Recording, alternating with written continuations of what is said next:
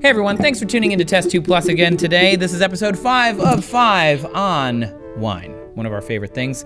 Thanks again to Kat Odell for coming in yesterday and the day before. If you didn't see those episodes, make sure you go back and watch those. She gives us some really awesome insight into how wine is grown in the different types of soils and climates, as well as actual processes that we use when we're drinking wine, how to hold it and how to taste it and why some people seem to be better at those things than I am.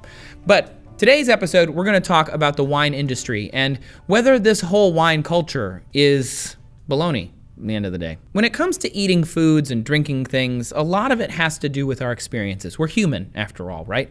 There was this crazy study titled, "Can People Distinguish Pâté from Dog Food?" Now, I know pâté is not wine, bear with me.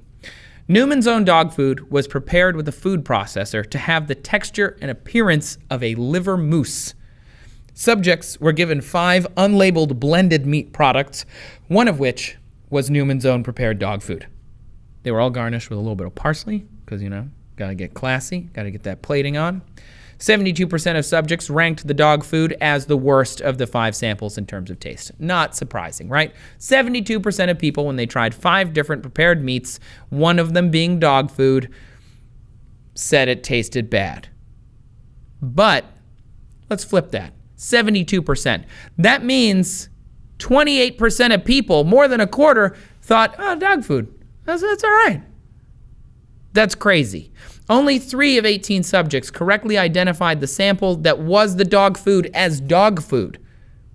This is significant because it was published by the American Association of Wine Economics. Even wine economics, people who study wine and they study this stuff, know that we don't taste great. Not like humans don't taste great. I'm sure we taste fine, whatever, I wouldn't eat one. But, we don't taste very well. Psychologist Richard Wiseman performed a study with 600 participants. It was a blind taste test with 1 glass of wine. The wine was either from a cheap bottle or from a bottle that was 2 to 3 times the amount of the cheap bottle. So a cheap bottle or what would be considered a more expensive bottle.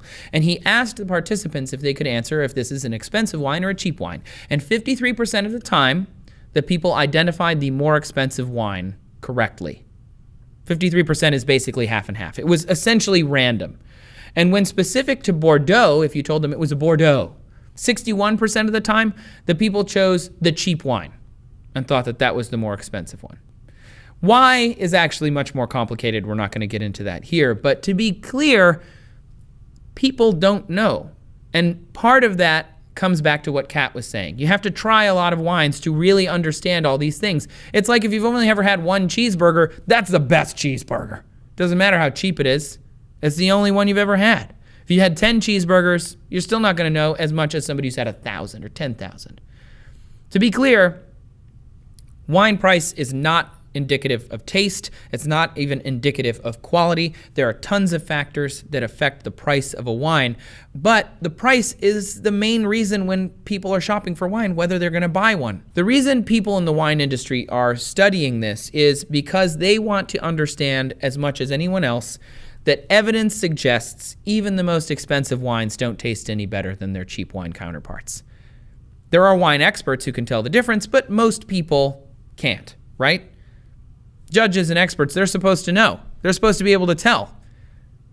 Sometimes, though, they can't. One of the most conclusive studies found, it was done by winemaker and statistician Robert Hodson, and he analyzed a series of wine competitions in California. He wanted to know and learn how his wine could win gold, and it found when you presented blindfolded judges from the California State Fair wine competition, the oldest and most prestigious judges in this competition, they were given the same wine 3 times consecutively in a row. The judges' ratings typically varied by 4 plus points, plus or minus, by 4 points. They couldn't even judge the same wine as being the same wine 3 times in a row. Each one they perceived was different, and that's really the key. It's about perception. The wine industry knows this because science says that enjoyment of substances is actually more linked to the atmosphere that those substances are being enjoyed in than the actual food you're enjoying. It's really the theory of cognitive priming. Think about it this way. I used to live in a tourist spot. The tourist spot got the best food from like food companies. The thing is, if you go to the cheapest restaurant in the tourist town, it was on an island. They got the same food as the expensive one next door from the same supplier. And yeah, they got different levels of that food. But if you're like, oh man, this one tastes super fresh, nah, they were both shipped over on a boat this morning. And they both came from the same supplier. A lot of it has to do with how we feel about it and not what it is. Colors, labels, the company, the music that's playing, all of those things affect your brain and your enjoyment of your food and your wine. When wine is tasted, the areas of your brain that pick out your atmosphere that you're sitting in, they're active and they affect the perceptions of our taste. My favorite example is one study from Heriot-Watt University in Edinburgh. Took 250 people and had them drink wine in different rooms. Each room played a different type of music or no music at all, and they were asked to rate the wine's taste in the different rooms. And they found that when certain like power orchestral music like O Fortuna was playing, a $20 Cabernet was being rated 60% richer and more robust than in the rooms without the music. Same cab. When pop music was playing, a $20 Chardonnay was now considered 40% bolder and fresher. Same Chardonnay. Atmosphere matters. And that really says, wine is great. And it has ancient history. It's been perfected over thousands of years. But at the end of the day, drinking whatever wine you're drinking with your buddies in a comfortable place, that's the best. You're happy. You're with your friends. Makes the wine better. You're on an anniversary date. You're on a first date. You drink nice wine, it's going to taste better to you if you're happy than if you're unhappy.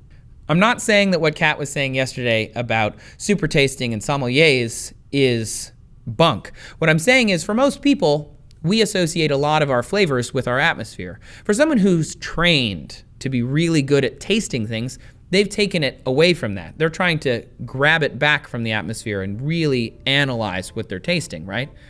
We don't do that. Most people don't. I'm drinking this wine right here. I'm really happy. This wine tastes great, let me tell you. What do you guys think? Do you think that cheap wine tastes better than more expensive wine? You can let us know down in the comments. You can come find the show over on Twitter as well. We're at TestTube. I'm at Trace Dominguez. Kat Odell, who was here earlier, is at Kat_Odell. And also special thanks to Anitha, our coworker who provided this delicious wine for us today. You can find a link to her winery if you're interested down in the description. They didn't pay us for this. We just asked and she was able to give us some wine. So thanks a lot for that. Make sure you keep coming back, as I mentioned, to TestTube Plus. Thanks so much for watching. You guys, it's the holidays. Go buy some wine, enjoy it. Have a great Christmas, have a great New Year. We'll see you later.